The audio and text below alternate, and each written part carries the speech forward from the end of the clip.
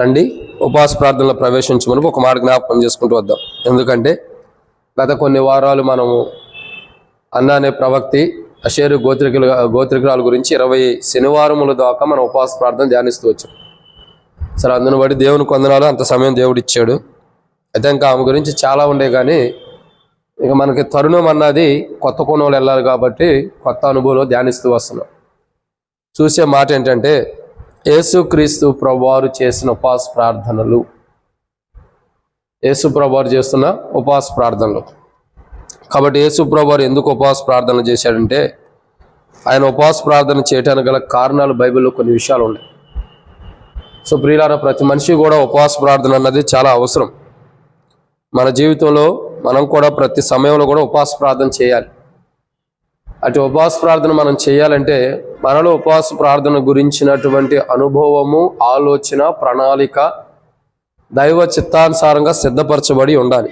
దేవుని యొక్క చిత్తంలో, దేవుని యొక్క వెలుగులో సిద్ధపరచబడి ఉండాలి. అయితే ఈరోజు యేసు ప్రభు వారి యొక్క ఉపవాస ప్రార్థనలు అని మనం చూస్తూ వద్దాం. మొదటిగా యేసు ప్రభు వారు చేసిన ఉపవాస ప్రార్థన మనం చూసినట్లయితే రండి, మత్తయి సువార్త 4వ అధ్యాయం 2వ వచనం. మత్తయి సువార్త 4వ అధ్యాయం 2వ వచనం.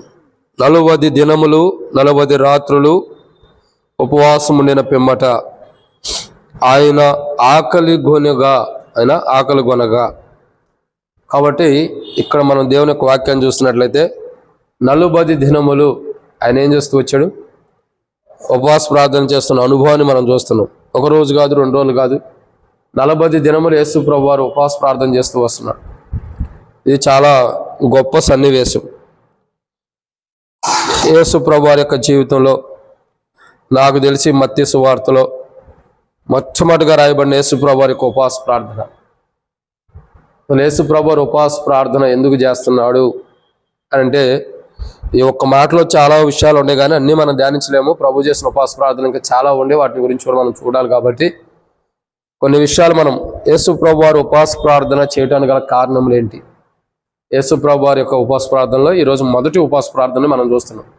ఈ మొదటి ఉపవాస ప్రార్థన ఎందుకు చేశాడు అని అంటే బైబిల్లో కొన్ని విషయాలు ఉన్నాయి. వాటిని మనం ధ్యానించమునుపు ప్రభు నడిపింపు కొరకే చిన్న ప్రార్థన.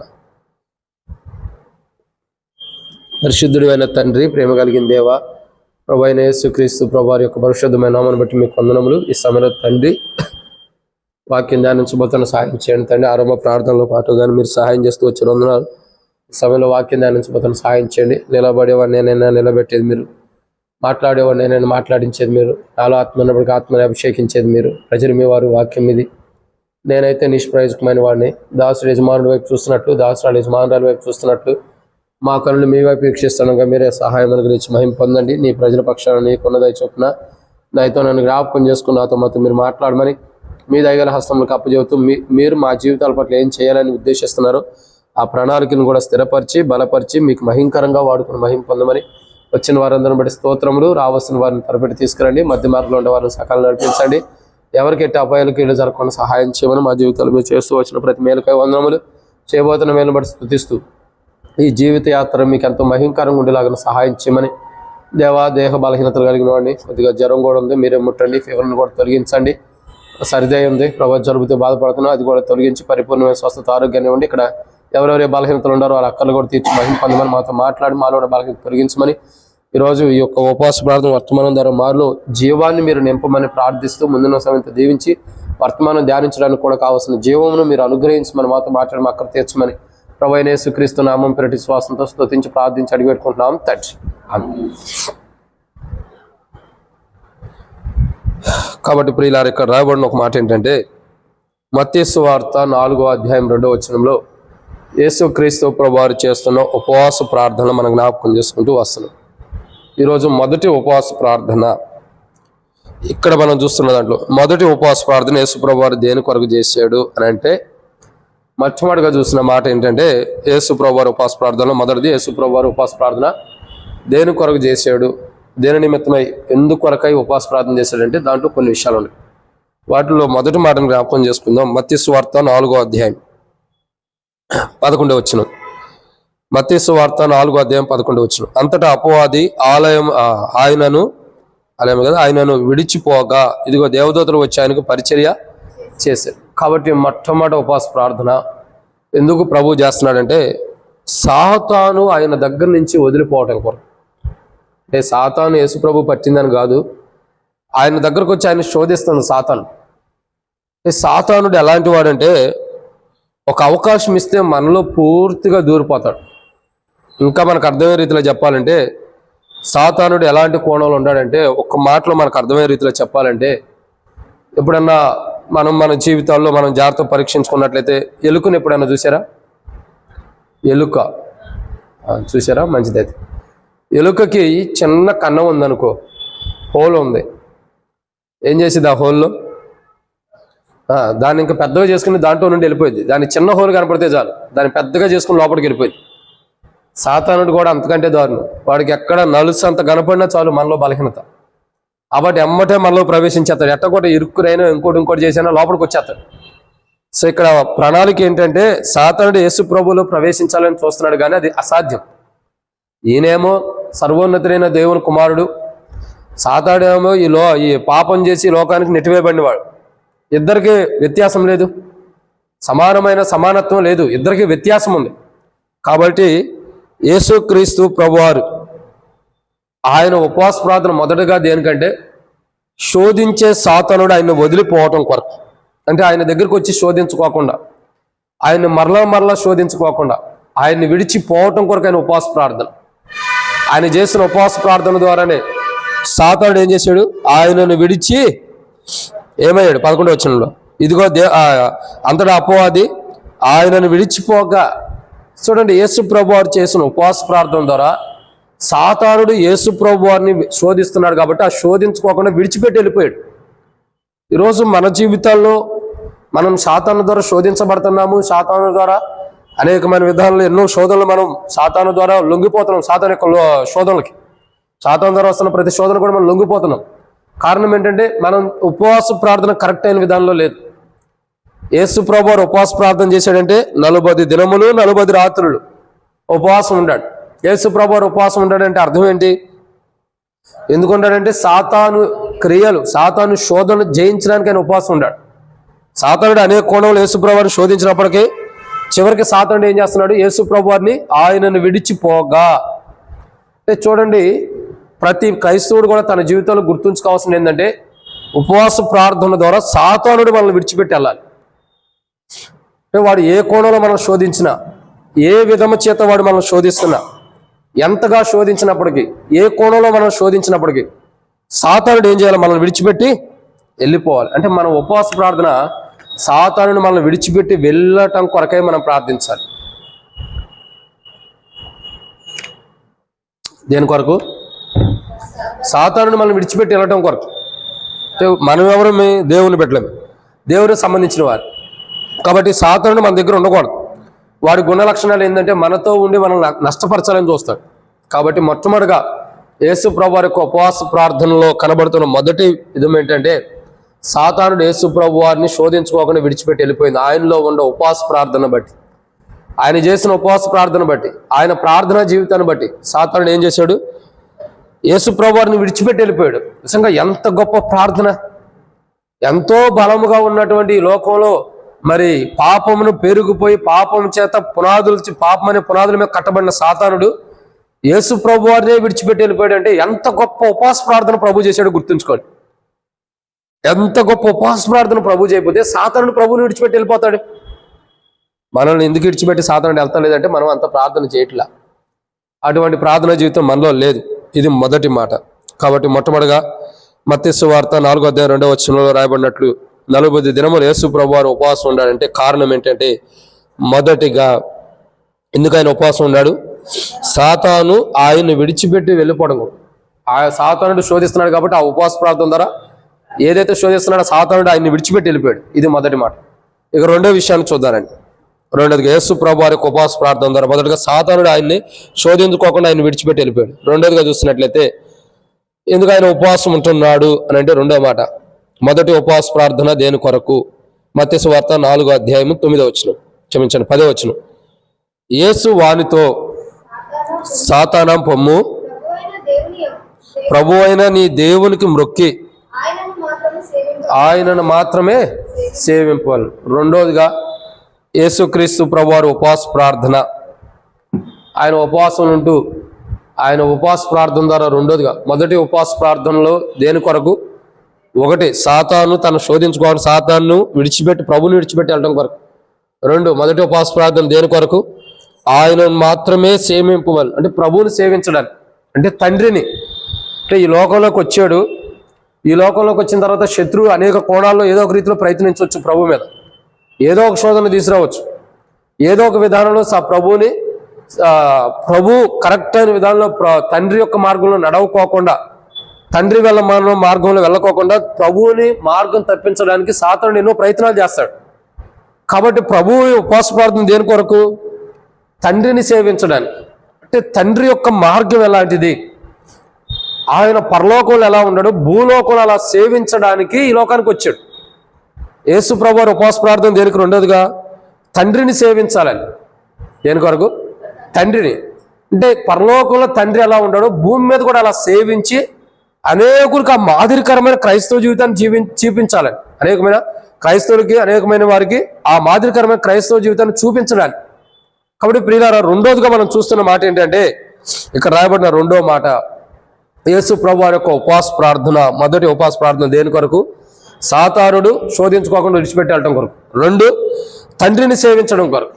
అంటే ఎలా సేవించాలో ఈ లోకంలో, ఎలా తండ్రిని సేవించాలో, సగం లోకం సగం దేవుడు అన్నట్టు కాదు, సగం భూలోకంలో ఉన్న మనస్తత్వాలు, సగం పరలోకంలో ఉన్న మనస్తత్వాలు కాదు, పరిపూర్ణమైన విధానంలో పూర్తిగా దేవుణ్ణి ఎలా సేవించాలో అట్లు సేవించడం కొరకు ఉపవాస ప్రార్థన. ఎందుకు ఈ ఉపవాస ప్రార్థన అంటే ఆయన సేవించలేడా అని కాదు, రక్త మాంసం కలిగిన వాడు, మన వలే మానవ శరీరాన్ని ధరించాడు.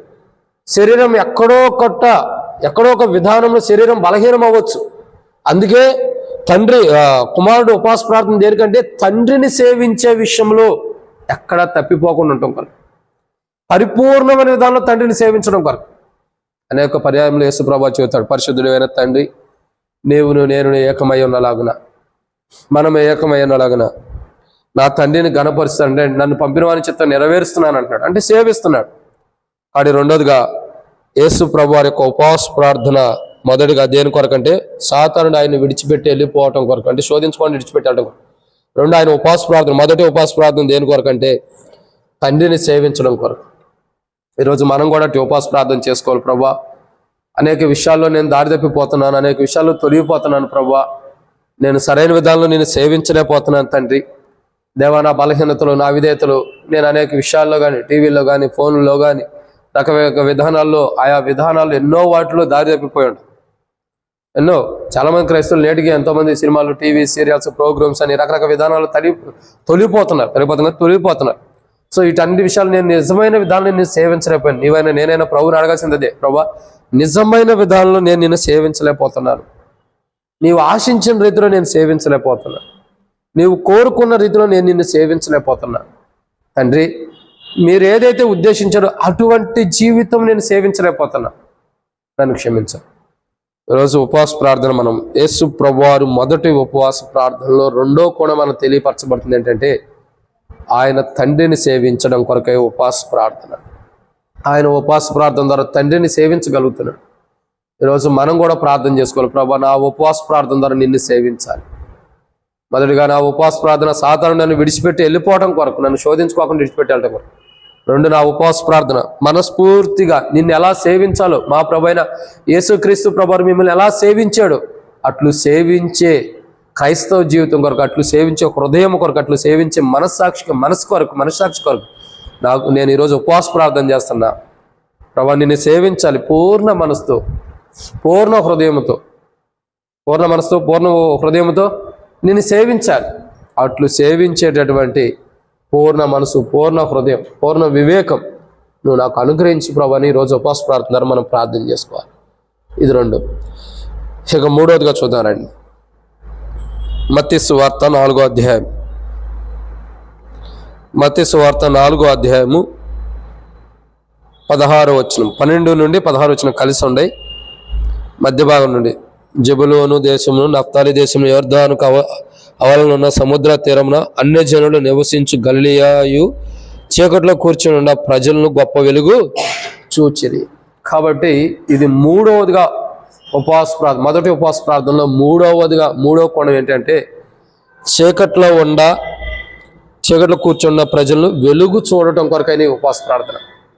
నిజంగా ఈరోజు మనం వెలుగులోకి వచ్చామంటే యేసు ప్రభు వారు క్రయదానం చెల్లించడాన్ని బట్టి ఆయన చేసిన ఉపవాస ప్రార్థన, ఆయన ఎంత గొప్పగా అయితే ఉపవాస ప్రార్థన చేశాడో అంతగా మనం చీకట్లో కూర్చున్న వారిని వెలుగులోకి రాబడుతూ వచ్చింది. అర్థమవుతుందండి? చీకట్లో కూర్చున్న మనం వెలుగులోకి తీసుకురాబడుతూ వస్తున్నాం. గొప్ప వెలుగును చూశారంట. ఈ ఉపవాస ప్రార్థన దేని కొరకు? గొప్ప వెలుగును చూడటం కొరకు.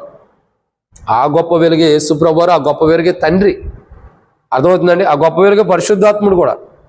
కాబట్టి ఇక్కడ మనం మూడో కోణం చూస్తున్నాం. మొదటి ఉపవాస ప్రార్థనలో మూడో మాట ఏంటంటే గొప్ప వెలుగును చూడటం కొరకు. దేని కొరకు అండి? గొప్ప వెలుగును చూడటం. ప్రజలందరూ ఎలా ఉన్నారు? చీకట్లో ఉన్నారు. చీకట్లో ఉన్న ప్రజలు గొప్ప వెలుగును చూడటం కొరకు ఉపవాస ప్రార్థన చేస్తున్నాడు ప్రభు. ఎంత గొప్ప మాట చూడండి. వాస్తవానికి ఆయనే వెలుగుగా ఉన్నాడు, ఆయనే నీతి సూర్యుడిగా ఉన్నాడు. అయినప్పటికీ ఆ వెలుగును, ఆ నీతి సూర్యుడిని ప్రజలు చూడలేకపోతున్నారు. అంటే గ్రహించలేని మనస్సు ప్రజల్లో ఉంది. ఉపవాస ప్రార్థన దేనికి చేస్తున్నాడు?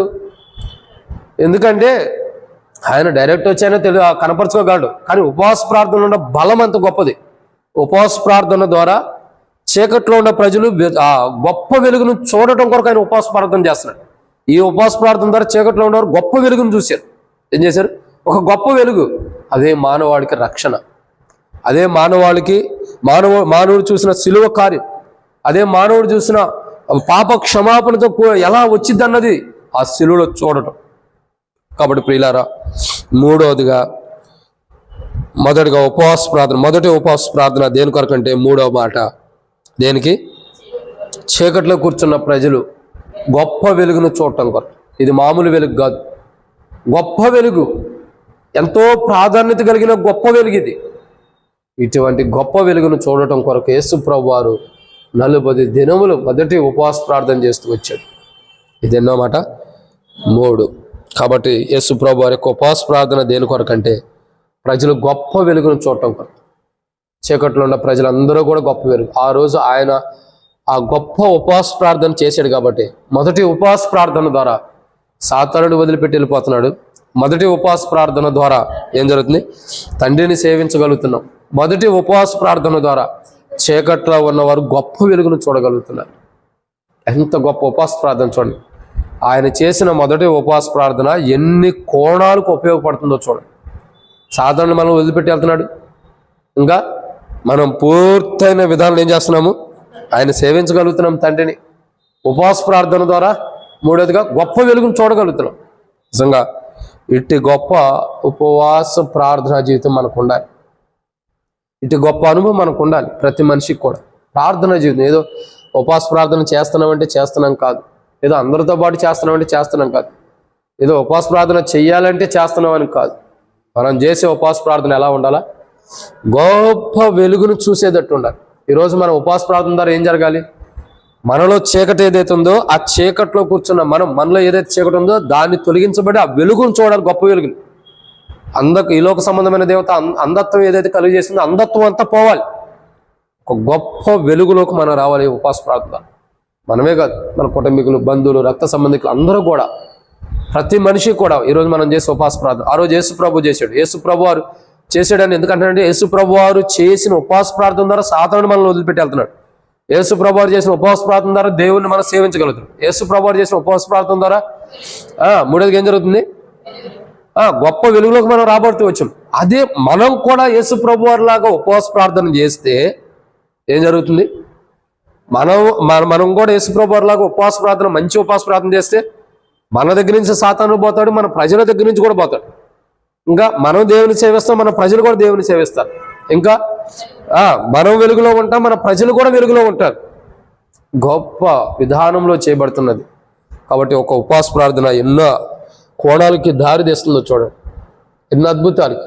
కాబట్టి మొదటి ఉపవాస ప్రార్థనలో యేసు ప్రభువు వారు మొదటి ఉపవాస ప్రార్థన ద్వారా ఏం జరుగుతుందంటే మూడోదిగా గొప్ప వెలుగును చూడగలుగుతున్నారు ప్రజలు. ఈరోజు ఆ వెలుగును మనం చూడగలిగామంటే ఆ రక్షణ మనం చూడగలిగామంటే, ఆ పాప క్షమాపణ చూడగలిగామంటే ఆ రోజు యేసు ప్రభువారు చేసిన ఉపవాస ప్రార్థన.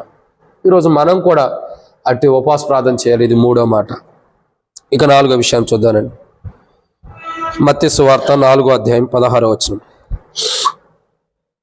మధ్య నుండి నేను చదువుతా. చివరిలో, మరణ ప్రదేశములోను మరణ ఛాయలోను కూర్చుండి ఉన్న వారికి వెలుగు ఉదయించెను. ఏం జరుగుతూ వచ్చిందండి? ఆయన ఉపవాస ప్రార్థన ద్వారా మరణ ఛాయలో ఉన్న వారికి వెలుగు, అంటే మరణమునకు సమీపంగా ఉన్నవారు, మరణానికి పాత్రులైన వారు, మరణం పొందబోతున్న వారికి ఏమైంది? ఆశ్చర్యకరమైన రీతిలో వెలుగులోకి వచ్చారంటే బ్రతుకున్నారు. నిజంగా ఆయన ఉపవాస ప్రార్థన ద్వారా మరణం నుండి ఎంత గొప్పగా తప్పించాడో చూడండి. మరణ ఛాయలో, మరణపు అంచుల్లో చివరి దశలో ఉన్నారు ప్రజలు, మరణానికి సమీపంగా ఉన్నారు. అందుకే కీర్తనల గ్రంథం 118వ అధ్యాయంలో బైబిల్లో రాయబడుతున్న మాట ఏంటి తెలుసా? అతడు నేను యెహోవాను కఠినంగా శిక్షించిన కానీ మరణమునకు అప్పగించలేదు. మరణపు వేదన నుండి ఆయన తొలగించాడు యేసు ప్రభువారు. ఇంకా అనేక కోణాలు మనం చూస్తూ వస్తున్నాం. మరణము నుండి దేవుడు ఎలా తప్పించాడన్న కోణం. కాబట్టి ప్రియులారా, యేసు ప్రభువారి యొక్క మొదటి ఉపవాస ప్రార్థన ద్వారా సాతానుని మనం విడిచిపెట్టి వెళ్తున్నాడు. మొదటి ఉపవాస ప్రార్థన ద్వారా ప్రభువుని సేవించగలుగుతున్నాం తండ్రిని. మొదటి ఉపవాస ప్రార్థన ద్వారా ఆశ్చర్యకరమైన గొప్ప వెలుగులోకి మనం వస్తున్నాం చీకట్లో నుండి. మొదటి ఉపవాస ప్రార్థన ద్వారా 4వదిగా మరణ ఛాయల నుండి కూర్చున్న మనము వెలుగులోకి రాబడుతున్నాం, అంటే జీవాన్ని పొందుకుంటున్నాం. ఈ మరణం ఏదైతే ఉందో, మరణానికి పాత్రులమైన మనం జీవాన్ని పొందుకోగలుగుతున్నాం. నిజంగా ఒక ఉపవాస ప్రార్థన ద్వారా ప్రభువారు చేసిన ఒక్క ఉపవాస ప్రార్థన మన జీవితాలకు ఎన్ని మార్పులు తీసుకొస్తున్నాయి చూడండి. కానీ మనమైతే అటు ఉపవాస ప్రార్థన మనం చేయలేం. అటు ఉపవాస ప్రార్థన మనం చేయటం కూడా కష్టమే. ప్రభు ఆశించినటువంటి ఉపవాస ప్రార్థన మనం చేయలేం. నిజంగా ప్రభు చూడండి ఎంత గొప్ప ఉపవాస ప్రార్థన.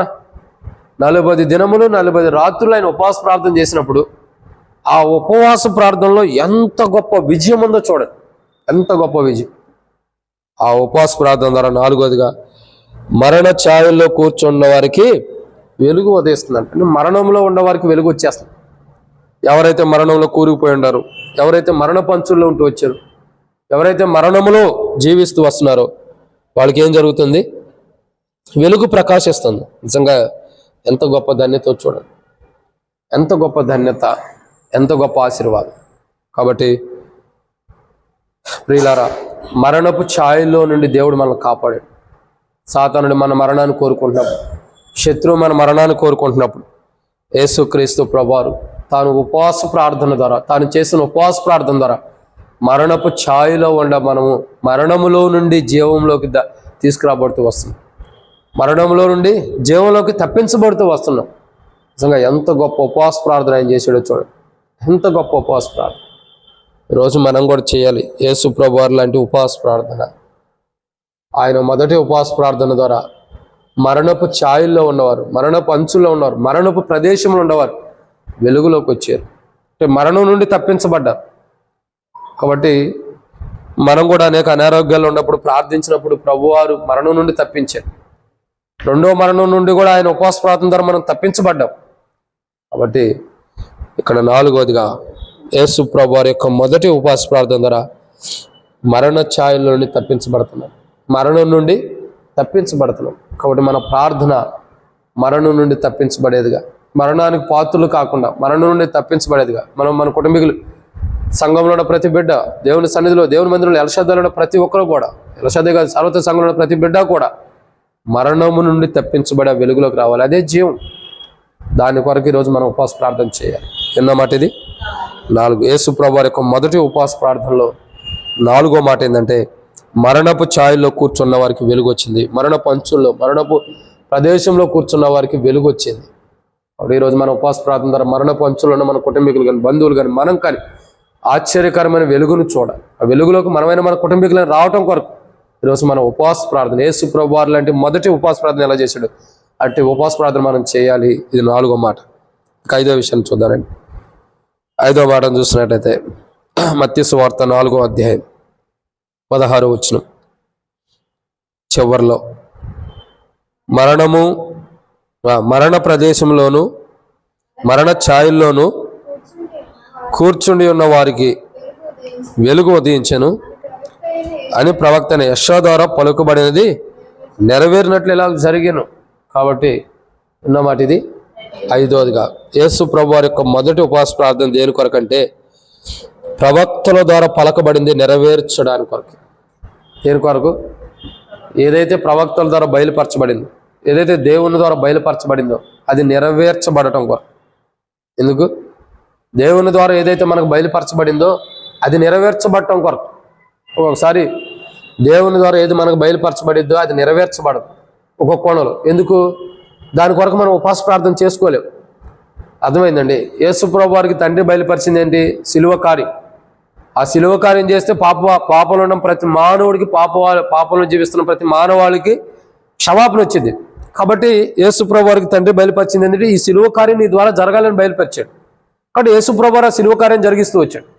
తండ్రి మనకు కూడా బయలుపరిచే కొన్ని ఉంటాయి, కానీ అవి మనం చేయం కాబట్టే మనకు బయలుపరిచిన వాటి విషయాల్లో మనకు విజయం లేదు. కాబట్టి ఇక్కడ చూస్తున్న 5వ మాట, యేసు ప్రభు వారి యొక్క మొదటి ఉపవాస ప్రార్థన ద్వారా యేసు ప్రభు వారి యొక్క మొదటి ఉపవాస ప్రార్థన ద్వారా తండ్రి ఏది పలికిస్తూ వచ్చాడో ప్రవక్తల ద్వారా అది నెరవేర్చబడతారు. అది నెరవేర్చడానికి వచ్చాడు. అందుకంటాడు నా చిత్తం నా ఇష్టం నెరవేర్చుకోవడానికి రాలేదు, తండ్రి చిత్తము నెరవేర్చడానికి వచ్చాడు. అందుకంటాడు కదా శిలువలో కూడా, తండ్రి పరలోకమందు తండ్రి నా చిత్తం కాదు నీ చిత్తమే నెరవేర్చబడును గాక, నీ చిత్తమే సిద్ధించను గాక అని ఎందుకు అంటున్నాడు అంటే ఆయన ఏదైతే నెరవేర్చడానికి వచ్చాడో ఖచ్చితంగా అది నెరవేరుస్తున్నాడు. తండ్రి ఎడల, లేదంటే తండ్రి పట్ల తనకున్న ఉద్దేశం ఏంటి, తండ్రి పట్ల తను ఏం చేయాలి అది నెరవేర్చడానికి ఈ లోకానికి వచ్చాడు. ప్రవక్తలు ఆయన గురించి ప్రవచించారు, ప్రవక్తలు ఆయన గురించి తెలియపరుస్తూ వచ్చారు. ఇదిగో మెస్సయ్య ఇలా వస్తాడు, యేసు ప్రభు ఇలా వస్తున్నాడు, రక్షకుడు ఇలా వస్తాడు, నిత్యుడగు తండ్రి, ఆయనకి ఎన్నో సమాధానకర్త అని ఎన్ని పేర్లు పెట్టి ఆయన ఈ లోకానికి రాబోతున్నాడు. ఆయన ఈ లోకానికి వచ్చి మానవాళి కొరకు సిలువ కార్యాన్ని ఎక్కబోతున్నాడు. అంటే ప్రవక్తల ద్వారా దేవుడు ఏది పలికించాడో పలుకుబడినది నెరవేర్చడానికి ఆయన ఉపవాస ప్రార్థన. ఆయన చేసిన ఉపవాస ప్రార్థన ద్వారా ఏం జరుగుతుంది? ప్రవక్తల ద్వారా ఏదైతే పలికించబడిందో అది నెరవేరుస్తున్నాడు. ఇప్పుడు దేవుడు ఏదైతే తన సేవకుడి ద్వారా బోధించాడో ఆ వాక్యాన్ని మనం నెరవేరుస్తామా?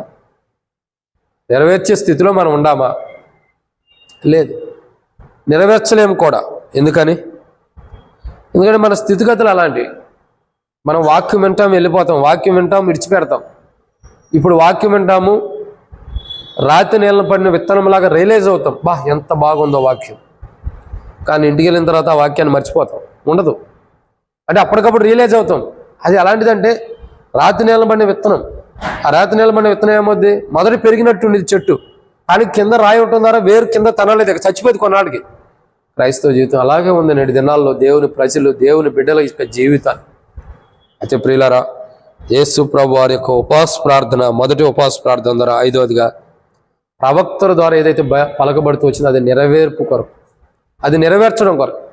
ఈరోజు నీ కొరకు, నా కొరకు దేవుడు ఏది పలుకుతూ వచ్చాడు, మన జీవితాలు ఏదైతే దేవుడు పలికించి ఇలా చేయాలని దేవుడు తెలియపరుస్తున్నాడు అది నెరవేర్చుకోవడం కొరకు మనం ఉపవాస ప్రార్థించాలి. అంటే తండ్రి మాట ఏదైతే మన కొరకు ఇచ్చాడో, తండ్రి ఏదైతే మాట ఇవ్వడం కాదు, మన గురించి ఏదైతే పలుకుతున్నాడో అది నెరవేర్చుకోవడం కొరకు మనం ఉపవాస ప్రార్థన చేయాలి. అది నెరవేర్పు కొరకు. ఏదైతే తండ్రి మన గురించి మాట్లాడుతున్నాడో అది నెరవేర్చబడాలి. మనతో మాట్లాడేవన్నీ కూడా మనం నెరవేర్చడానికి ఈ లోకానికి వచ్చాం. అసలు మనం ఈ లోకానికి ఎందుకు పుట్టాం తెలుసా? ఎందుకు పుట్టాం? ఆస్తి ఐశ్వర్యాలు అనుభవించడానికి, లేదా పెళ్ళిళ్ళు అయ్యి భార్యను భర్తను కలిగి ఉండి పిల్లలు కానీ వాళ్ళని చదివించి వాళ్ళ పెళ్ళిళ్ళు చేసి ఇంకా వాళ్ళ పిల్లలకి అన్ని బారసాలు అన్నీ చేయటానికి కాదు మనం వచ్చింది. అర్థమైందండి? పుట్టినరోజులు, ఇంకా తొట్లు వేసే రోజులు, ఇంకా పెళ్లి రోజులు, ఇవన్నీ చేయడానికి కాదు మనం ఈ లోకానికి వచ్చింది. ఎందుకు వచ్చాం? మన గురించి తండ్రి ఏదైతే పలికించాడో దాన్ని నెరవేర్చడానికి ఈ లోకానికి వచ్చాం. అసలు మనం వచ్చింది మన రక్త సంబంధికులు, మన బంధువుల కోసం కాదు ఈ లోకానికి వచ్చింది.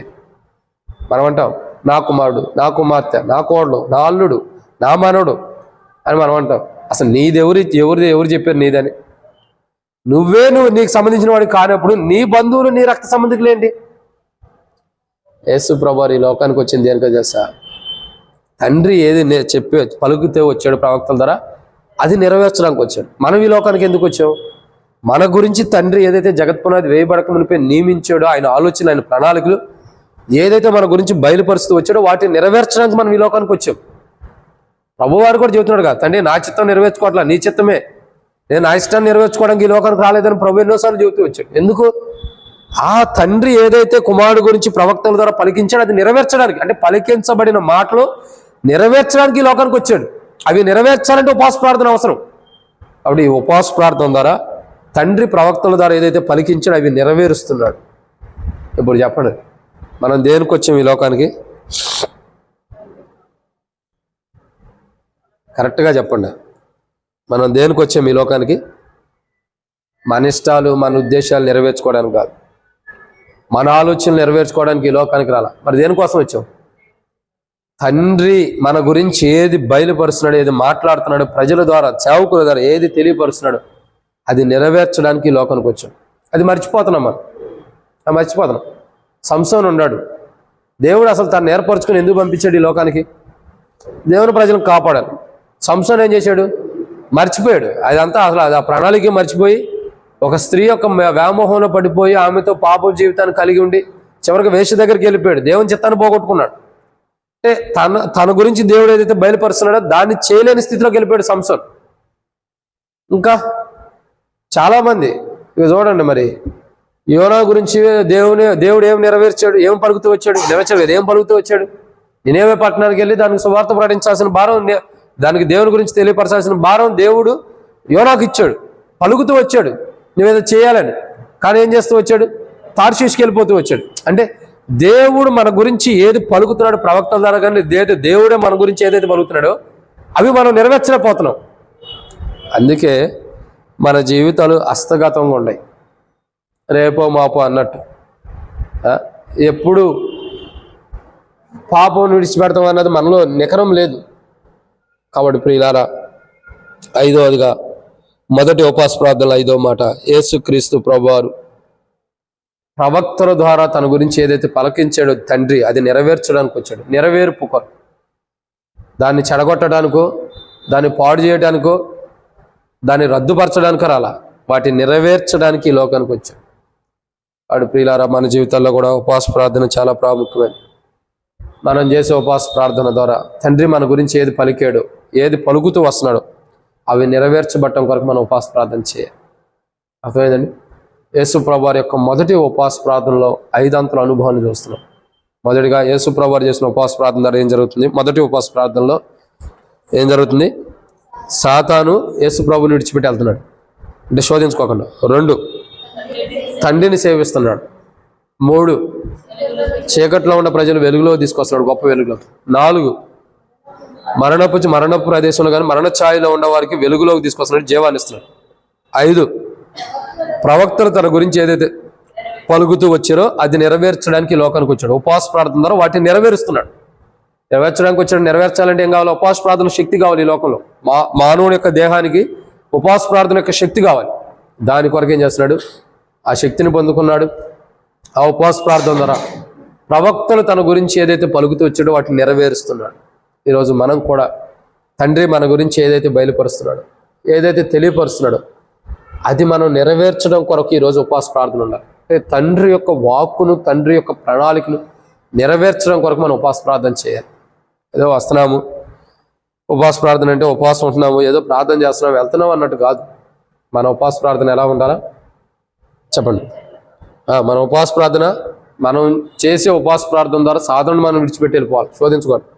మనం చేసే ఉపవాస ప్రార్థన ద్వారా తండ్రిని పూర్తిగా సేవించాలి. మనం చేసే ఉపవాస ప్రార్థన ద్వారా వెలుగును చూడాలి. మనం చేసే ఉపవాస ప్రార్థన ద్వారా మరణ ఛాయలను తప్పించబడాలి. మనం చేసే ఉపవాస ప్రార్థన ద్వారా మన గురించి తండ్రి ఏదైతే పలుకుతున్నాడో తన సేవకుల ద్వారా, యేసు ప్రభు వారికి ప్రవక్తలు, మన గురించి సేవకుల ద్వారా ఏదైతే తన ప్రవచనాల ద్వారా కానీ అనేక కోణాలు పలుకుతున్నాడో అవి మనం నెరవేర్చడం కొరకు ఉపవాస ప్రార్థన కలిగి ఉండాలి.